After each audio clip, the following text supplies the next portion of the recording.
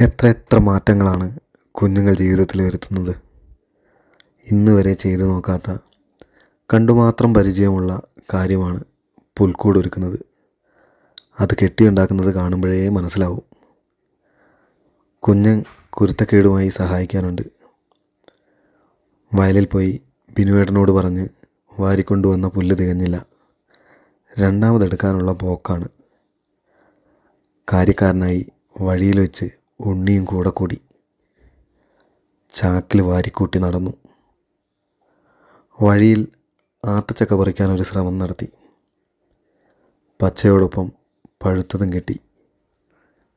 കിട്ടിയുടനെ കുഞ്ഞൻ തീറ്റ തുടങ്ങി. വീടെത്തി അറിയാപ്പണി ബാക്കിയെടുത്തു. ഉള്ളിലേക്കുള്ള ഉണ്ണിയേശുവിനെയും പരിവാരങ്ങളെയും സംഘടിപ്പിക്കാൻ മൂലങ്കാവിൽ ഹൈദറിൻ്റെ ബ്ലൂമാർട്ടിൽ. ഇത്തിരി കുഞ്ഞനും വാവുട്ടിയും കൂട്ടിനുണ്ട്. വഴിയിൽ കുഞ്ഞുണ്ണിയെ കണ്ടു. മടങ്ങി വന്ന് ബാക്കിയുള്ള പണികളിലേക്ക് കടന്നു. ചൊട്ടുമണി ചുറ്റിലും കറങ്ങി നടക്കുന്നുണ്ട്.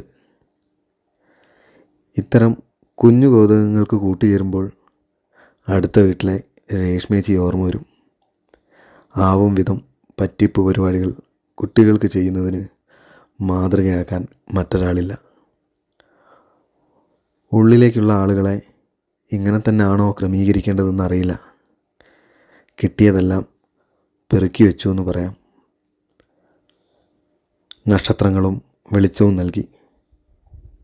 അപ്പുവും അക്കുവും അമ്മൂട്ടിയും ഒരു കരോൾ സംഘം പോലെ വന്നു. പാട്ടിനൊത്ത് താളം ചവിട്ടി കുട്ടിപ്പട്ടാളം മടങ്ങി. പുതുമയുള്ളതൊന്ന് കടന്നു വന്നെന്ന് മനസ്സിൽ തോന്നി. ഓണവും വിഷുവും പെരുന്നാളും നിറഞ്ഞുണ്ട കുഞ്ഞന് നക്ഷത്രങ്ങൾ കൂട്ടിരുന്ന പ്രത്യാശയുടെ ക്രിസ്മസ് കാലവും വെളിച്ചമാവുന്നു.